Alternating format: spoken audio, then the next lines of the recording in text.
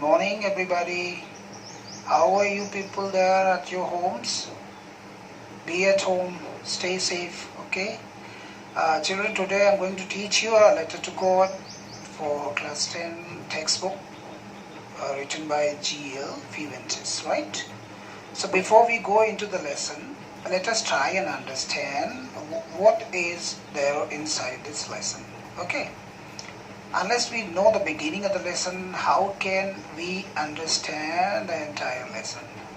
As you know, so that is why we have been given before you read caption in your lesson in the beginning, right?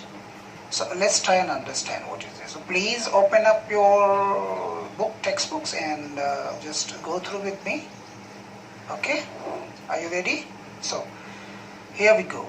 They say faith can move mountains, but what should we put our faith in?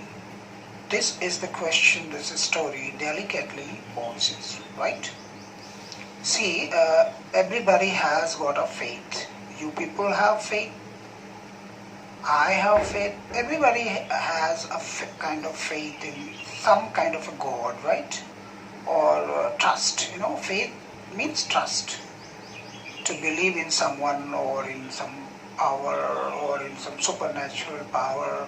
So faith is very important, no? And if you have faith, you can do anything. You can shatter the mountain, you can destroy the mountains. I mean, mountains means here the troubles, the obstacles that you're facing in your life. So if you have a continuous and firm faith, you can destroy it, right? Now the question is, okay, we have faith. But to where we should put in our faith? I mean, to whom we can trust?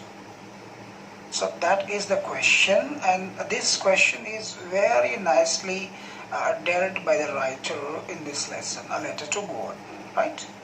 So let us try and understand the lesson. But before that, as far as this lesson is concerned, a letter to God, this is the beginning of your textbook, right? So let us try and understand, the character that is available in this lesson or in this part of a piece of text, right? So here we have a farmer and his name is Lencho, right?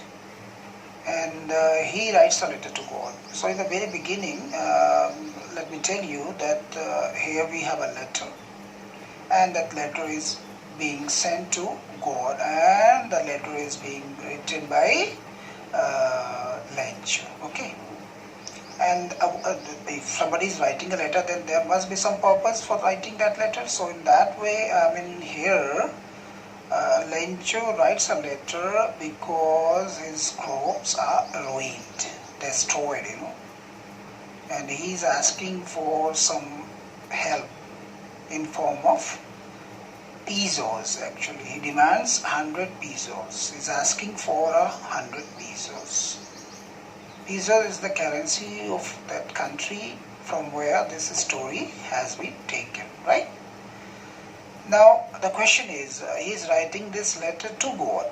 Now you just imagine, nobody knows the address of God. I mean, even the post offices or the postmen, they do not know where to deliver the letter because this letter is addressed to God. And when we'll deal in the writing section, the letter portion, there I'll tell you, there I'll repeat you. You might be knowing already, but then I'll repeat that there in a letter we have the sender's address, the receiver's address, the date, and the format is there total. Now, we have already discussed in class, in our last year's class. So I'll take up another class for that. But right now, this man, this farmer actually, is a farmer by profession. He is a farmer, so he is writing a letter to God. Now the question is whether he will be able to deliver the letter to God through post office. That is the question, and that we have to find out from this lesson. And at the same time, as because he's writing this letter to get some money in form of support from God, so that is also a question whether he is going to get the money or not. That is very important. This is number 2 that we are going to find out from this story, a letter to God, right? And then, well, before we go into the lesson, you might think about the answers, the probable answers, the possible answers of these questions. Whether, is this possible to deliver this letter to God? Number one. Number two, if there is any address of God or not. Nobody knows the address of God. We simply remember, we simply have faith in God. Now, we do not know the exact address of God. So that is also a question that we have to deal with from this story, and let's see how the story continues.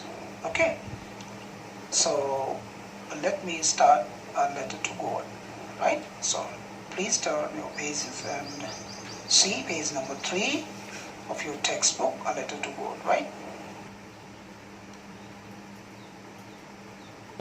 Children, the story goes like this. The house. This is the beginning. You see, there we have a hyphen after these two words, the house. The only one in the entire valley. Now try and understand the house. The importance of this word house. And we have the adjective over here that this was the only house in that valley. It's a big valley, you know. So there it was a single house, and that means we do not have other houses. That means this family lives all alone there. And this was situated on the crest of a low hill. From this height one could see the river and the field of ripe corn dotted with the flowers that always promised a good harvest. The only thing the earth needed was a downpour. Right? Or at least a shower. Throughout the morning, Lencho, who knew his fields intimately, had done nothing else but see the sky towards the northeast. So, children, this is the first paragraph that I have chosen for the day, and I would like to tell you something about some important words which are available in this, and which might be typical for you. So you may note down those typical words in your copy. Please keep a pen and a copy ready with you all the time, so that you can note down the important and typical words which are to be learned by you from this particular paragraph. So children, before we go for typical words and their meanings, let me give you some words for proper pronunciation, right? And the same words will pick for the word as typical and their meanings, right? So the first word that I've chosen, that is crest. So the first word, let me repeat, that is crest. C-R-E-S-T, crest. What is the pronunciation of that word? Crest, right? And the meaning of that word, you can note down simultaneously. That is a top of a hill. The top portion of a hill, that is crest. Okay. Now the other word, that is, dotted. Dotted, as if somebody, dot we use sometimes when we keep on writing, and if you are giving some space, so we generally put dot. So the same way, dotted means here like scattered everywhere, and that was full of flowers. As if the entire harvest, that was corn, of course. So that was as if somebody has scattered flowers on those corn. So that shows that it has become a perfect harvest. So the next word that I'm going to take for you, that is downpour, downpour. What is the pronunciation of that word? Downpour, right? And then the other word okay, before that, let me tell you the meaning of this. Downpour means a rain, kind of rain. Maybe light or maybe heavy. That is a downpour. And then we have the other word, that is intimately, right? intimately. Intimately means from very close, corner. I mean, the thing that you know quite completely, that you understand, that is called intimately. I mean, that you understand a lot about. So these were the words that I've chosen, certain words that I've chosen for you to get its pronunciation as well as its meaning, right? I hope that you have noted the words in your notebooks, right? Now, before I go for explanation of this particular paragraph, let me tell you the important information which are available in this paragraph, right? So that you can understand. Well, at the very first line shows that this was the only house, and for that we have been made understood that this was the only one in the entire valley. It was a valley, it was a big valley. Then there we have the only house, and that this house belongs to the farmer Lencho, right? And it was on top of a low hill. I mean, it's a hill, but it's not a big hill. It's a small hill, low hill, and there on top of it, this house was situated. And now from that height, I mean, if you go on top of this house or on top of this hill, from there you can see the rivers, you can see the ripe corn dotted flower fields, So, and that field, that promises to have a good harvest. So what do we understand? That Lencho the farmer is going to get a good harvest after the completion of this season. So, but then again we have been told that he was waiting for downpour. I mean, still the harvest was ripe, but then it was needed some water, some rainwater. So he was expecting to get some downpour, some rain. Not happy, then so what if it is in form of shower? Okay, so he was expecting that downpour or the shower. And since morning he was waiting for this rainfall. And he is a very curious farmer, because he understands his field. He knows his field, and he knows his field from his heart, from his core of heart. I mean, he understands his field.